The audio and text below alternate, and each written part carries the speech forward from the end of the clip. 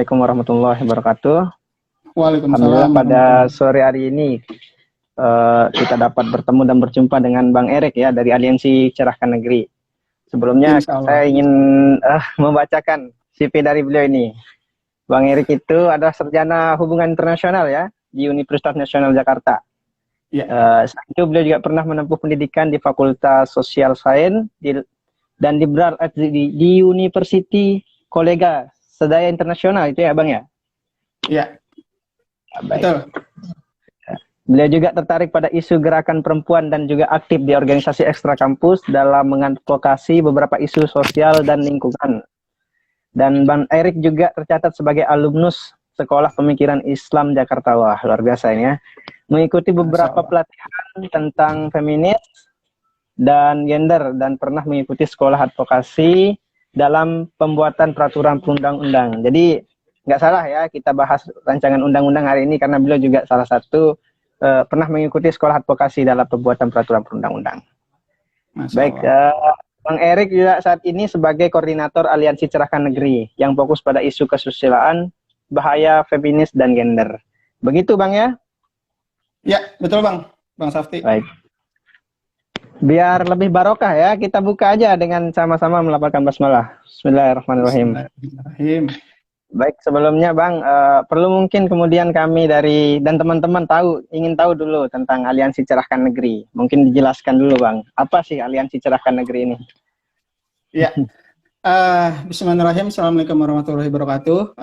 Senang rasanya kita bisa kumpul online lagi ya, gitu. Karena lagi di masa pandemi, jadi kita baru bisa gitu kumpul online seperti ini. Biasanya sih ACN ngadain diskusi terbuka gitu. Biasa diskusi di outdoor, di taman gitu, terus di pelataran masjid gitu atau di taman-taman kota. Biasa kita gitu. Cuma karena lagi masa pandemi gini, jadi kita mengalihkan ke online biasanya gitu. Kita ada beberapa program.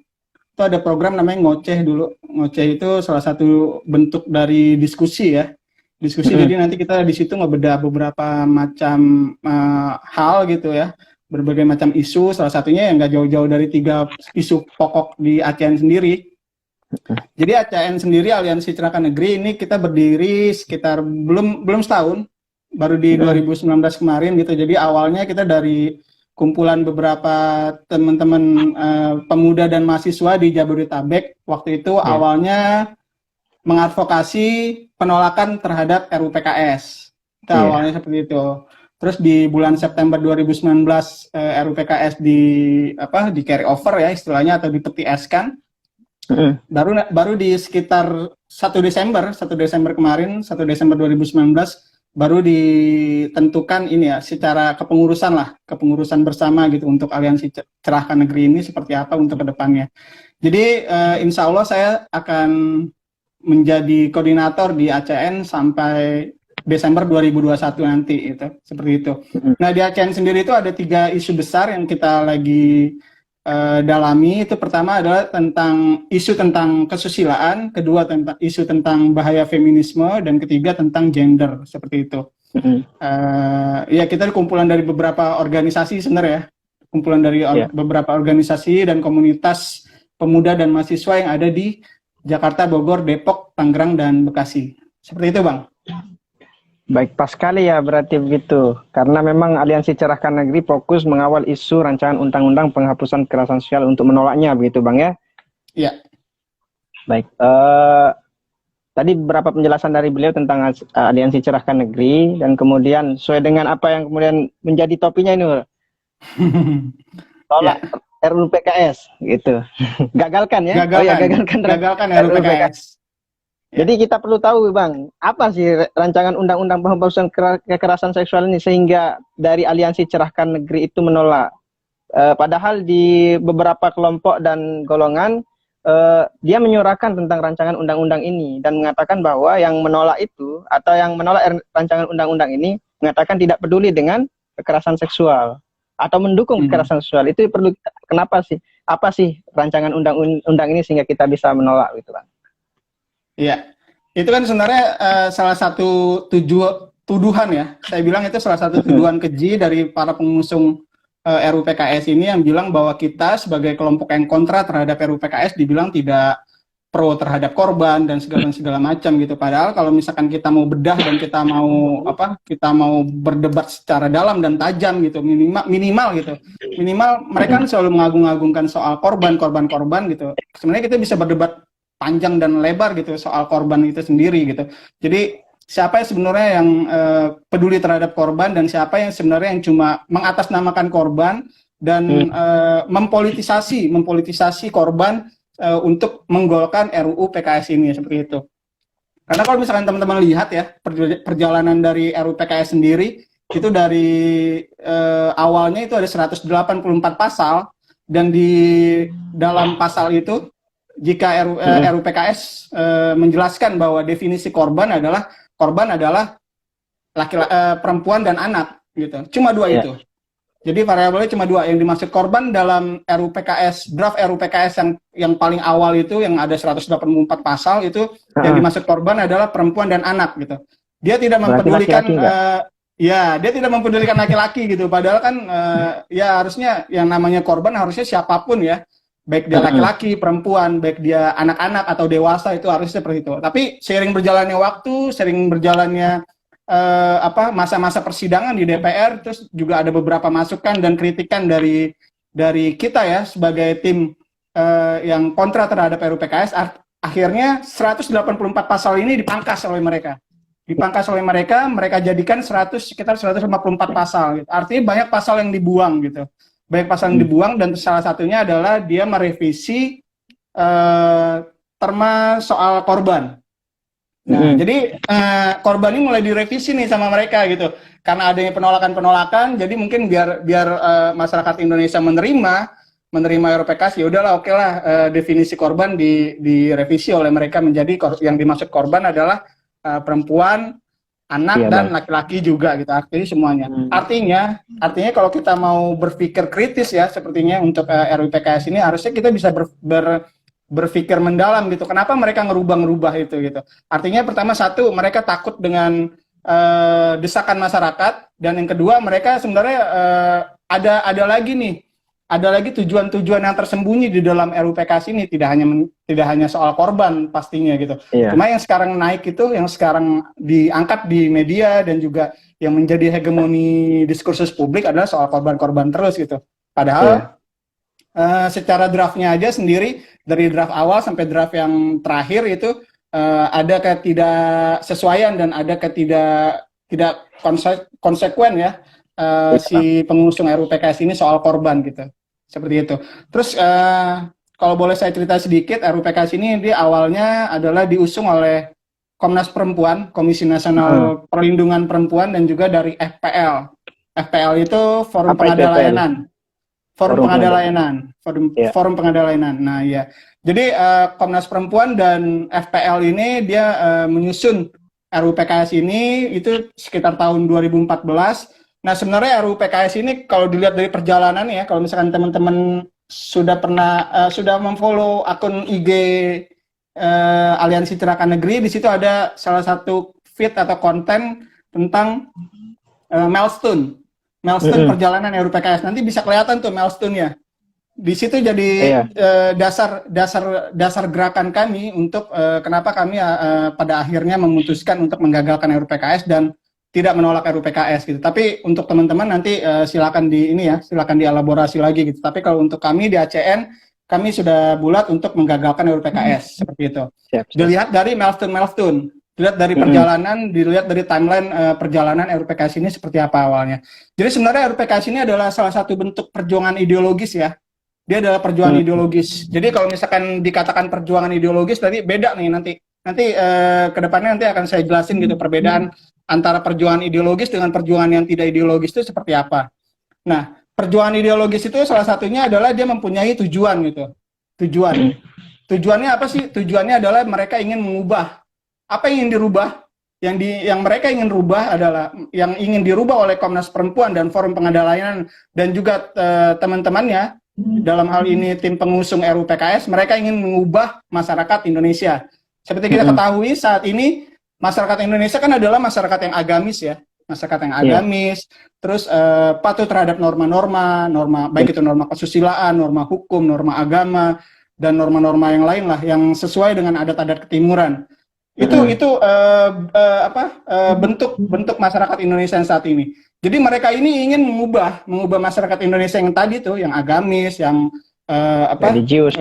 religius, ya, terus menjunjung tinggi nilai-nilai dan norma. Mereka ingin mengubahnya menjadi masyarakat yang liberal, yang sekuler, gitu, seperti Padahal itu. Sudah Jadi jelas mereka ya, ingin kita punya Pancasila dengan ketuhanan yang Maha Esa, menjunjung tinggi ketuhanan. Ya, jadi itu mereka ingin mengubah masyarakat Indonesia menjadi masyarakat yang liberal dan juga menjadi masyarakat yang sekuler, seperti itu. Dan mereka nggak akan tinggal diam nih, mereka nggak akan tinggal diam sebelum masyarakat berhasil dirubah, gitu. Ini salah satu tujuan ideologis. Makanya tadi di awal saya bilang mereka rela itu memotong atau meng-cut atau merevisi RUU PKS dari 184 pasal menjadi 154-an pasal. Artinya kan mereka terus berlomba-lomba atau terus berusaha gitu untuk biar tujuannya itu bisa tercapai gitu. Dan saya rasa tujuan dari PKS bukan tujuannya untuk membela korban gitu, karena jelas mereka udah merevisi tentang korban gitu. Pasti ada sesuatu yang disembunyikan dan ditutup-tutupi dari masyarakat Indonesia. Nanti ke depan kita akan bisa lihat nanti bentuknya itu seperti apa. Terus lalu mereka juga berusaha untuk mengintervensi dalam diskursus yang hegemonik gitu. Jadi sekarang ini kan diskursus yang beredar saat ini adalah perempuan itu tertindas, perempuan itu termarginalkan, perempuan itu tersubordinasi oleh laki-laki, seperti itu, ya kan? Padahal kenyataannya perempuan itu tidak tertindas dan tidak dinomorduakan atau tidak dialienasi gitu. Sebenarnya kapabilitaslah yang menentukan apakah seseorang itu bisa menduduki sesuatu atau bisa menduduki suatu jabatan publik atau jabatan yang lain gitu. Jadi bukan masalah jenis kelamin yang menentukan seseorang itu bisa menduduki sesuatu atau meraih posisi suatu tujuan gitu, seperti itu. Jadi sebenarnya diskursus ini sebenarnya bisa dipatahkan sebenarnya. Jadi mereka bilang kan perempuan itu salah satunya mereka menggolkan sekali gitu ya, ingin menggolkan kursi perempuan gitu, kuota perempuan di parlemen itu sekitar 30%. Nanti dari 30% dinaikin jadi 40 dan 50 gitu. Padahal sebenarnya feminis sendiri sebenarnya dia lupa bertanya kepada perempuan Indonesia, sebenarnya perempuan mau gak sih masuk di parlemen gitu. Ternyata nggak semua perempuan mau masuk di parlemen gitu, karena buat menjadi anggota parlemen dan menjadi anggota parlemen sendiri itu butuh effort yang besar, butuh waktu gitu. Apakah semua perempuan Indonesia mau untuk menjadi atau mengisi posisi di parlemen, seperti itu. Jadi sebenarnya masalah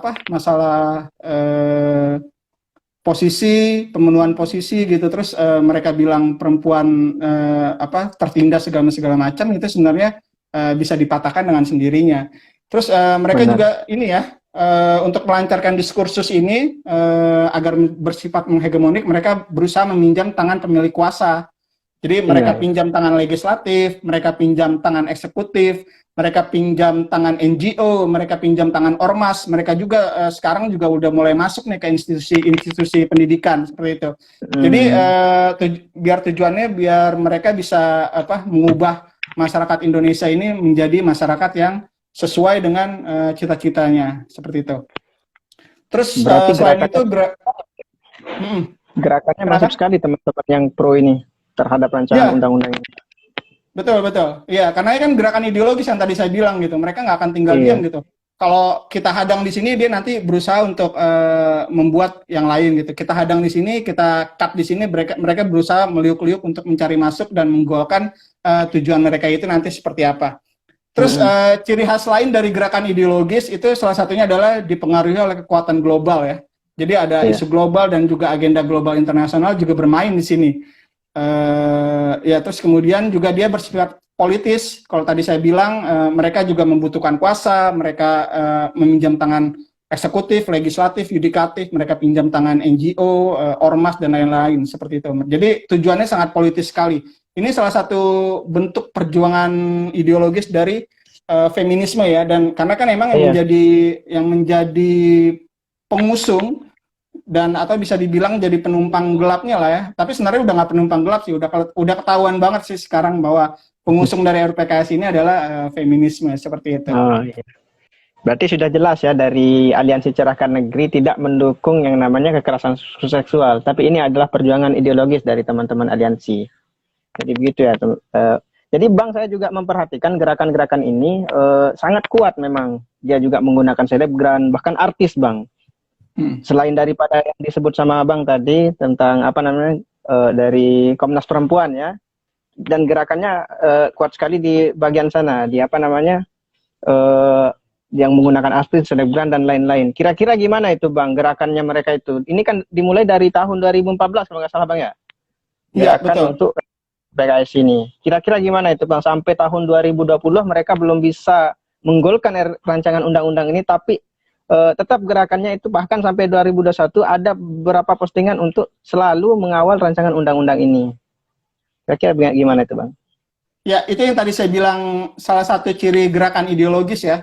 Jadi memang RUU PKS ini adalah gerakan ideologis, jadi mereka terus berusaha itu untuk menghegemoni. Pertama, mereka berusaha menghegemoni diskursus publik. Mereka bikin konten-konten segala macam, mereka bikin diskusi-diskusi, mereka naikkan isu tentang korban segala macam. Itu satu. Terus kedua juga mereka juga berusaha masuk ke semua lini masyarakat ya. Mereka pegang eksekutif, legislatif, yudikatif, sampai ormas dan organisasi-organisasi semua sudah mereka masuki. Dan sekarang juga karena lagi musimnya atau memang lagi boomingnya sosial media, mereka juga mulai masuk ke yang tadi Abang bilang gitu, masuk ke public figure, masuk ke selebgram untuk memasarkan dan menjual ide-ide tentang yang ada di dalam RUU PKS ini, seperti itu. Selain Dan daripada paham feminisme Bang, selain daripada paham feminisme yang kemudian di belakang layar RUU PKS ini, ada nggak kira-kira orang-orang besar yang kemudian ingin ikut serta di dalam mengesahkan rancangan undang-undang ini? Ya, mungkin pertanyaannya siapa ya? Siapa di balik RUU PKS ini? Siapa di balik itu? Siapa di balik RUU PKS ini? Ya, pertama tadi saya udah bilang di awal, yang pertama adalah feminis gitu. Feminis ini mengusung ide-ide feminisme. Nah, nanti kalau kita bicara feminisme nanti bisa panjang lagi penjelasan yang nggak cukup ini, karena mungkin kita bisa bahas tersendiri ya tentang feminisme ini seperti apa. Pertama itu feminisme yang ada di balik RUU PKS, dan kedua adalah LGBT. Ini sebenarnya kita nggak bisa nutupi lagi gitu. Memang kenyataannya seperti itu. Jadi orang-orang LGBT adalah orang-orang yang mengusung RUU PKS gitu. Tapi sebelumnya saya coba memberi penjelasan dulu ya. Yang dimaksud LGBT di sini adalah bukan berarti kita membenci LGBT, bukan berarti kita membenci orangnya. Bukan berarti kita membenci orangnya gitu. Justru yang kita hadapi dan yang harus kita sikapi dengan tegas gitu adalah LGBT secara movement. Untuk personalnya orang-orang LGBT yang mau sembuh, yang mau kembali kepada fitrah, itu harus kita dukung, itu harus kita support seperti itu. Nah, tetapi untuk orang-orang LGBT yang justru berkumpul dan berorganisasi dan juga membuat sebuah gerakan, sebuah movement, dan lantas dari movement LGBT itu mereka juga mengkampanyekan ide-ide LGBT-nya, ini yang harus kita lawan istilahnya ya. Ini harus kita lawan dan ini yang harus kita sikapi secara tegas. Itu pertama LGBT. LGBT ini sendiri sebenarnya itu ada di salah satu laporan ya, report tahunan itu namanya BLIA. BLIA ini namanya singkatan dari Being LGBT in Asia. Ini adalah salah satu report tahunan tentang LGBT. Jadi di situ digambarkan bahwa UNDP internasional itu mengucurkan dana sekitar 108 miliar. Wah. UNDP mengucurkan 108 miliar untuk mendukung LGBT di Indonesia gitu. Nah, itu. Tujuannya apa tuh gitu? UNDP mengucurkan uang sebanyak itu, dana sebesar itu untuk mendukung LGBT di Indonesia gitu. Tujuannya adalah pertama, dia untuk menggolkan LGBT dan zina agar dibolehkan di Indonesia. Gitu. Ngeri kan? Ngeri kan Ngeri sekali kan? Bang. Iya. Jadi dana sebesar itu sekitar 108 miliar itu dikirim atau diberikan oleh UNDP kepada Indonesia agar Indonesia mengesahkan LGBT dan juga zina menjadi diperbolehkan di Indonesia. Seperti itu.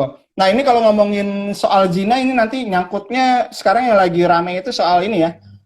Sex consent. Konsensual, ya. Konsensual seks ya. Kalau di ACN kita membahasakan konsensual seks karena biar lebih gampang dan biar lebih mudah diterima ya. Karena di KBBI kita nggak kenal konsen, nggak kenal konsin. Di konsin di KBBI nggak ada, yang ada konsensus atau konsensual gitu. Makanya di ACN kita membahasakan konsensual seks gitu. Konsensual seks sendiri adalah kebersetujuan atau menerima gitu, atau sepakat untuk melakukan aktivitas seksual gitu. Artinya itu. Kalau artinya sepakat melakukan aktivitas seksual, artinya ini adalah untuk orang-orang yang di luar ikatan pernikahan. Nah, kalau di luar ikatan pernikahan artinya adalah melegalkan apa? Zina. Seks bebas. Melegalkan zina. Nah, ini tadi salah satu tujuannya dari UNDP tadi, itu UNDP itu sekitar 2017 ya. Kalau nggak salah itu sekitar 2017 dia menguncurkan dana sekitar 108 miliar untuk Indonesia. Tujuannya adalah untuk melegalkan LGBT dan mensahkan zina itu diperbolehkan di Indonesia. Dan sekarang udah kita kelihatan nih, mulai muncul isu soal seks konsin, mulai muncul isu tentang konsensual seks gitu, udah kelihatan gitu. Jadi ujung-ujungnya adalah mereka ingin membuat masyarakat Indonesia menjadi ya model-model liberalnya Amerika atau Eropa sekarang lah ya, boleh seks pembaratan, westernisasi, benar. Nah, segitu. Terus selain LGBT yang menjadi penumpang gelap di dalam RUU PKS adalah salah satunya adalah Komnas Perempuan sendiri gitu. Komnas Perempuan ini dia itu mempunyai landasan kerja ya. Kalau teman-teman buka di official websitenya Komnas Perempuan itu di situ dijelaskan bahwa kerangka kerja dari Komnas Perempuan adalah berdasarkan SIDO. SIDO ini adalah perjanjian, SIDO, bacanya SIDO. Itu adalah sebuah konvensi yang bernafaskan ideologi feminisme gitu. Jadi tahun 2017, sebelum tahun 2017 deh. Jadi SIDO ini, nanti kita jelaskan dah soal SIDO. Jadi Komnas Perempuan ini di tahun 2017 juga pernah juga gitu mengajukan kepada MK, menyarankan kepada MK agar menolak gugatan pasal zina. Jadi tahun 2017 itu ada JR ya, Judicial Review di MK untuk perluasan makna zina. Makna zina ya. Itu ada 3 pasal yang di Judicial Review pada waktu itu. Pasal 284, pasal 285 dan pasal 292. Nah, pasal 288 ya, betul. Yang kemarin juga di 2019 akhir juga itu lagi rame kan, RKUHP kan. Benar. Nah, itu salah satunya yang direvisi adalah itu pasal 284, 285 dan pasal 292. Nah, Komnas Perempuan ini dia menyarankan kepada MK agar menolak gugatan pasal zina gitu, dan pada akhirnya tahun 2017 kemarin Judicial Review untuk perluasan makna zina dan juga untuk perluasan 3 pasal yang lain, pasal 284, 285 dan 292 itu ditolak oleh MK. Seperti itu. Terus juga Komnas Perempuan juga pernah menolak juga pasangan kumpul kebo dipidana gitu. Gitu. Ini berita-berita ini sebenarnya udah kalau misalkan teman-teman cari, ini udah banyak di media online gitu. Tinggal searching aja coba. Coba sekarang searching deh, nanti habis acara ini coba searching. Komnas Perempuan menolak pasangan kumpul kebo dipidana gitu. Nanti keluar semua. Atau Komnas Perempuan mendukung zina gitu, nanti keluar semua gitu, seperti itu. Jadi ini bukan saya Bang ya? Iya, bukan saya di sini bicara hoax atau segala macam gitu. Ini udah jadi berita sebenarnya. Cuma mungkin kita belum atau mungkin kita luput dari pemberitaan ini. Jadi sebenarnya Komnas Perempuan ini ya itu mengusung kebebasan tubuh, mengusung liberalisasi, mengusung juga sekularisme seperti itu, dan juga mereka berdasarkan kerangka kerjanya berdasarkan kerangka kerja SIDO seperti itu. Ya, berarti ngeri sekali ya kalau kita berbicara pembaratan dan kemudian siapa di belakang layar rancangan undang-undang ini. Tadi ada LGBT, ada feminisme, termasuk juga Komnas Perempuan yang ternyata mendukung zina. Kita bisa katakan ini mendukung zina, Bang, karena memang hal yang didukung itu memang memang berbau zina gitu kan, Bang? Ya, Ya, benar, jelas. karena memang kalau saya Bang memang tidak sesuai dengan apa kultur budaya kita yang ada di Indonesia yang agak ketimuran begitu Bang. Kalau kita menggunakan hal-hal seperti ini. Sebenarnya kalau masyarakat membaca dan lebih dalam mengetahui tentang rancangan undang-undang ini pasti akan menolak Bang ya. Tapi Betul, betul, karena betul. apa namanya yang dibangun oleh teman-teman yang pro ini memang kekerasan, lindungi perempuan dan lain-lain. Itu aja yang dibangun sehingga yang dinilai dari masyarakat itu memang kekerasan itu harus apa namanya harus tidak diadakan di Indonesia. Itu aja yang menjadi isu yang diangkat oleh teman-teman yang pro ini. Kemudian Bang, kalau kira-kira kalau rancangan undang-undang ini disahkan, dampak yang akan terjadi di masyarakat itu seperti apa, Bang? Kalau ini Menurut Bang disahkan ya. ya, ya pertama kalau ini sampai disahkan, kalau sampai RUU ini disahkan, pertama gini ya, sebuah RUU ini kan baru rancangan undang-undang gitu. Iya. Berarti ketika dia diketok palu nanti malam atau tengah malam gitu ya. Terus Iya. kebesokan harinya itu adalah seluruh orang Indonesia, seluruh masyarakat Indonesia, seluruh rakyat Indonesia itu sudah mulai terikat dalam undang-undang itu gitu. Artinya kalau sampai ini disahkan dengan segala keburukan yang ada di dalam RUU PKS, dengan segala keambiguitasan ya. Jadi memang Iya, banyak sekali pasal-pasal yang ambigu di dalam RUU PKS ini. Itu satu. Terus juga banyak juga adanya pasal karet gitu. Ini bukan saya yang bilang, justru dari tim pengusung sendiri yang bilang dalam salah satu diskusi di sebuah universitas. Tim pengusung sendiri bilang gitu bahwa RUU PKS ini mengandung pasal karet gitu. Nah, justru kita sebagai pemuda dan sebagai mahasiswa harusnya mendengar pasal karet ini harusnya sebagai bisa menjadi suatu bentuk bentuk kemarahan bagi kita gitu. Bagaimana mungkin sebuah undang-undang itu mempunyai pasal karet gitu. Artinya kalau punya pasal karet, siapapun nanti bisa kena delik, siapapun bisa kena pidana, siapapun bisa kena jerat gitu. Artinya itu tadi, jika sampai undang-undang ini, RUU ini disahkan menjadi undang-undang, pertama akan adanya kriminalisasi seperti itu. Kriminalisasi ini ngeri banget gitu, apalagi kalau sekarang juga lagi hangat soal isu konsensual seks ya. Konsensual seks ini kan cair banget nih, banget gitu konsensual seks itu. Dibahas di Sepakat mana-mana pegangan, malah, Bang. iya benar. Konsensual seks itu artinya sepakat pegangan tangan belum tentu sepakat bersamaan gitu. Sepakat bersamaan belum tentu sepakat duduk berduaan seperti itu. Terus duduk berduaan juga belum tentu sepakat untuk misalkan mohon maaf berpelukan dan lain-lain gitu. Artinya gitu. Sangat-sangat cair sekali dan juga merugikan akhirnya. Pada akhirnya adalah yang banyak akan dirugikan adalah laki-laki sebenarnya. Jadi makanya saya sangat heran sebenarnya. Harusnya di dalam penolakan RUU PKS dan di dalam usaha-usaha untuk menggagalkan RUU PKS ini harusnya yang lebih banyak bersuara dan lebih lantang suaranya untuk menolak RUU PKS adalah laki-laki gitu. Karena laki-laki sangat dirugikan di sini. Karena laki-laki sangat dirugikan gitu dan sangat mungkin banyak dikriminalisasi nantinya adalah laki-laki gitu. Dan itu juga semata-mata juga dasar pengajuan delik dan macam-macamnya itu juga berdasarkan feminist legal theory ya, seperti itu, dan juga dia berdasarkan atas landasan SIDO seperti itu. Berarti pas banget ya kalau laki-laki hari ini bersuara. Ya. Langsung dari Bang Erik gitu ya. Jadi ini kan jaringan aliansi juga sudah lama kan, sudah 1 tahun bergerak, sudah 1 tahun ya bergerak untuk membuat aliansi menolak rancangan undang-undang ini. Kira-kira selain itu Bang, alasan dari teman-teman aliansi itu bukan alasan sih sebenarnya, kenapa harus digagalkan rancangan undang-undang ini? Itu yang perlu kita tahu, biar kita juga dan teman-teman juga ikut menyuarakan gagalkan rancangan undang-undang penghapusan kekerasan seksual. Ya, mungkin saya mau nambahin dulu nih Bang, yang tadi Bang, tadi kan pertanyaannya tadi yang awal itu sebelum ini adalah dampaknya jika RUU PKS disahkan. Iya, benar. Tadi pertama saya bilang ada kriminalisasi, terus kedua saya mau nambahin dikit, itu ada bakal dampaknya jika RUU ini disahkan menjadi undang-undang adalah Indonesia akan mengalami darurat kerusakan moral. Seperti itu. Indonesia akan mengalami darurat kerusakan moral jika RUU PKS disahkan menjadi undang-undang penghapusan kekerasan seksual. Seperti kita tahu ya, negara kita saat ini kan sedang menghadapi sebuah permasalahan sosial yang memprihatinkan gitu. Setidaknya saya mencatat ada 4 masalah utama. Pertama itu masalah sosial soal pornografi, kedua tentang human trafficking, dan ketiga tentang narkoba, dan keempat tentang HIV. Gitu.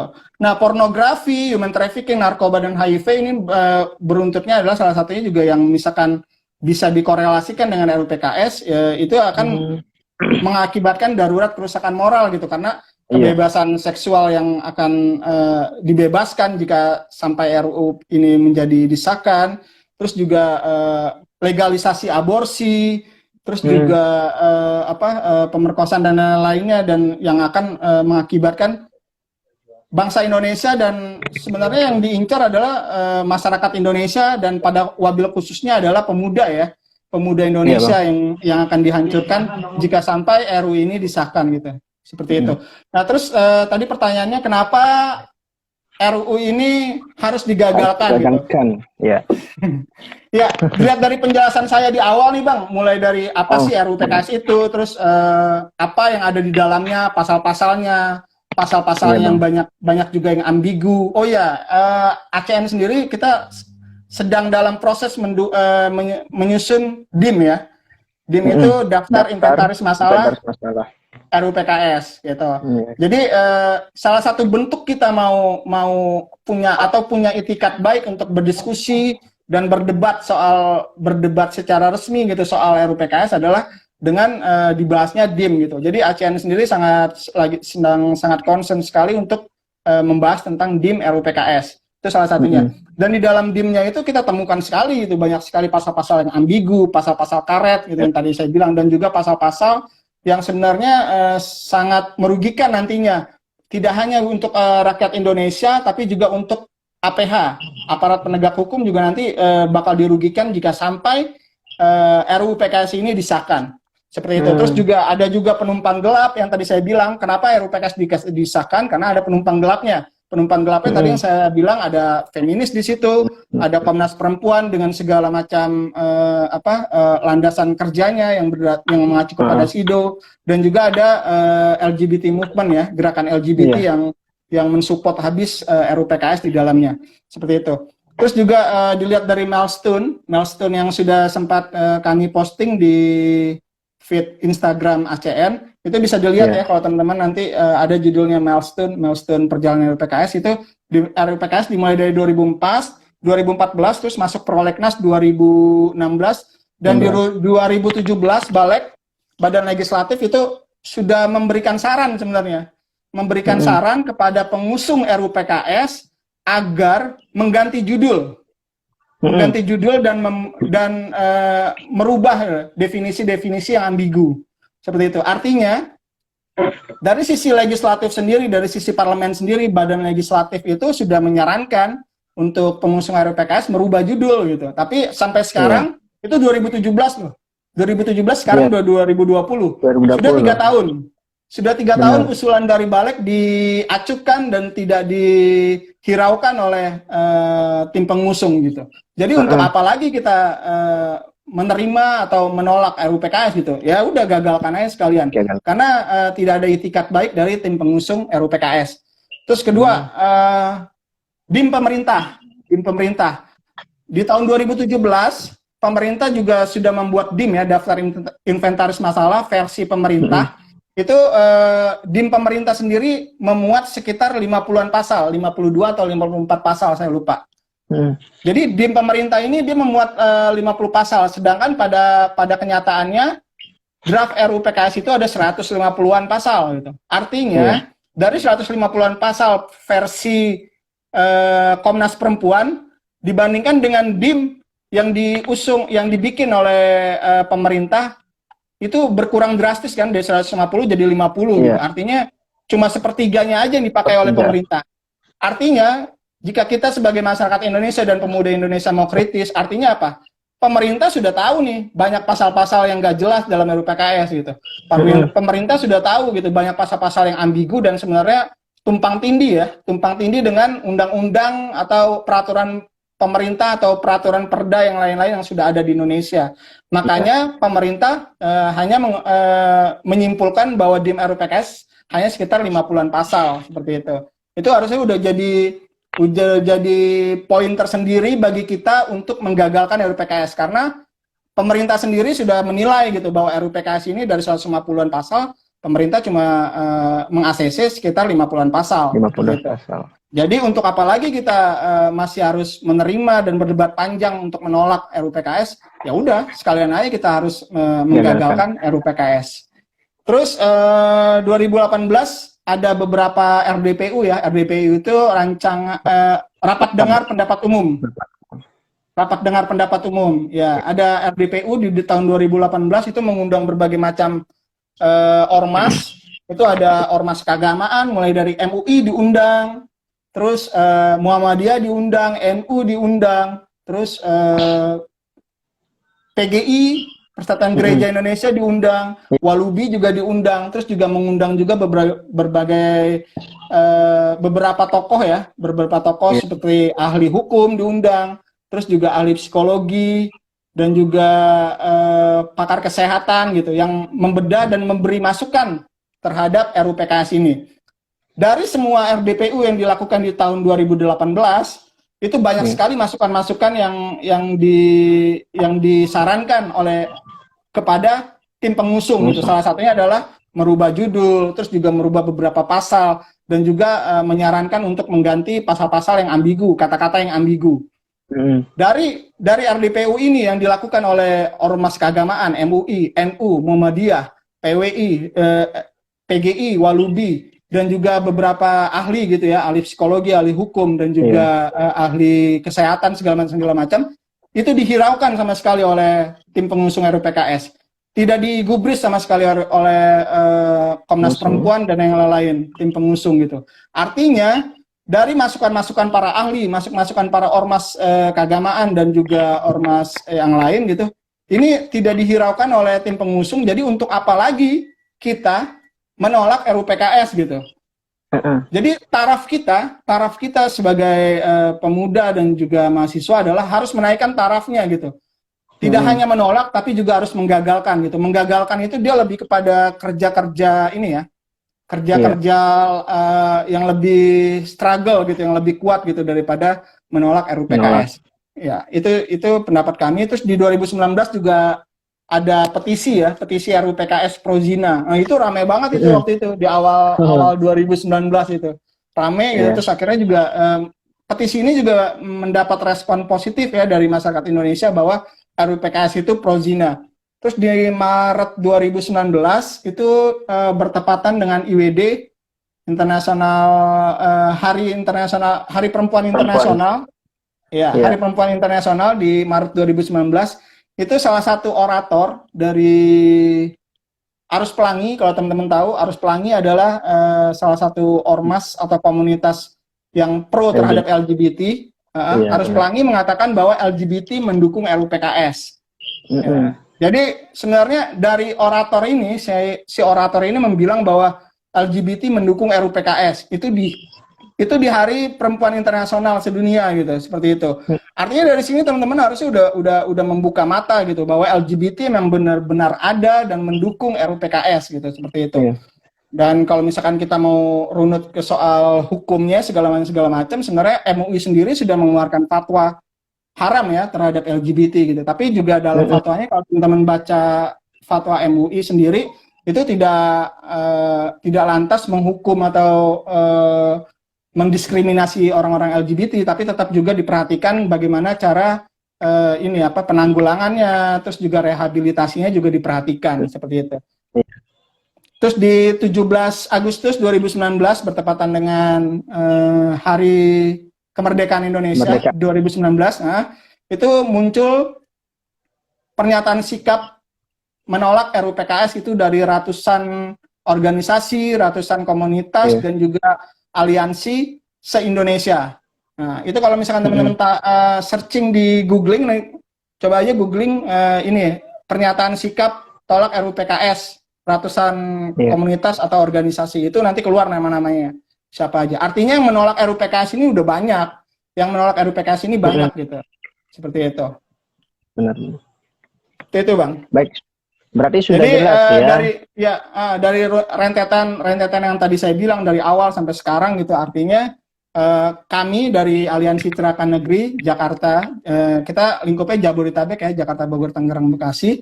Kami memutuskan untuk menggagalkan RUU PKS gitu, karena dengan berbagai macam alasan-alasan yang tadi, alasannya rasional yang tadi saya bilang gitu.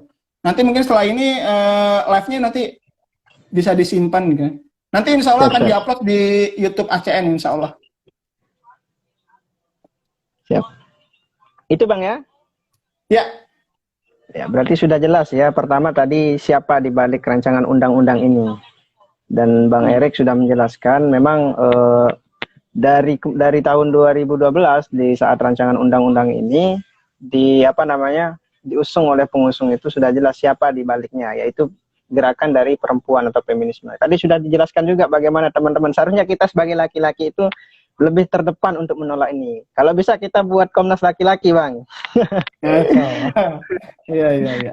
Teman-teman gerakan dari laki-laki juga adalah. Karena memang kemudian gerakan-gerakan kalau ke timur ini Bang kurang memperhatikan gerakan-gerakan ini. Semoga dengan adanya live Instagram ini kita sebar ke teman-teman yang lain nanti bisa tersadarlah bahwa rancangan undang-undang penghapusan kekerasan seksual ini memang berbahaya gitu Bang. Dan kemudian kultur dan budaya kita di Indonesia memang tidak sesuai dengan rancangan undang-undang ini. Karena ada perang ideologi di sini yang harus kita perjuangkan bersama. Dengan bagaimana teman-teman juga kita tahulah kultur ketimuran dari masyarakat Indonesia itu sangat kental. Mungkin karena waktu Bang, kita sudah 40-an menit live Instagram. Mungkin ada closing statement dari Abang nih terkait dengan pembahasan kita hari ini. Karena batasnya untuk gitu. Closing statement ya. Closing statement dari saya artinya untuk teman-teman mahasiswa dan pemuda tetaplah berproses dan juga mengkaji bahaya dari RUU PKS ini. Saya tidak bisa memaksa teman-teman untuk ikut dengan atau sepakat dengan saya untuk menggagalkan RUU PKS, tapi minimal teman-teman juga punya sikap untuk minimal banget adalah punya sikap untuk menolak RUU PKS seperti itu gitu. Karena dari sikap menolak RUU PKS ini dengan alasan-alasan yang sudah tadi saya jelaskan dari awal gitu sampai kenapa harus ACN harus menggagalkan RUU PKS. Itu nanti pada akhirnya akan bermuara pada suatu perjalanan yang sama dan ujung yang sama gitu, bahwa kita harus menggagalkan RUU PKS ini dan juga jangan sampai RUU ini dibahas lagi di Parlemen Indonesia seperti itu. Dan untuk nextnya tadi ada pertanyaan kapan digagalkannya Bang? Digagalkannya mulai dari sekarang gitu. Benar. Digagalkannya mulai dari sekarang gitu. Mulai selesai live Instagram ini kita harus mulai mempunyai tekad minimal pertama menolak RUU PKS. Setelah menolak RUU PKS dengan mengkaji dan juga mendiskusikan dan juga mempelajarinya dengan teman-teman yang juga sefikroh ya istilahnya ya, sefikroh, sepemahaman dan sevisi, nanti itu mulai ditingkatkan tarafnya soal sikap untuk menggagalkan RUU PKS gitu. Harapan saya hashtag gagalkan RUU PKS ini bisa membumi di Indonesia dan kita semua bisa memakainya, menggunakannya dan juga bisa mulai membumikan lah hashtag gagalkan RUU PKS ini seperti itu. Dan harapan saya ke depannya minimal ke depan untuk gerakan-gerakan kita mulai dari gerakan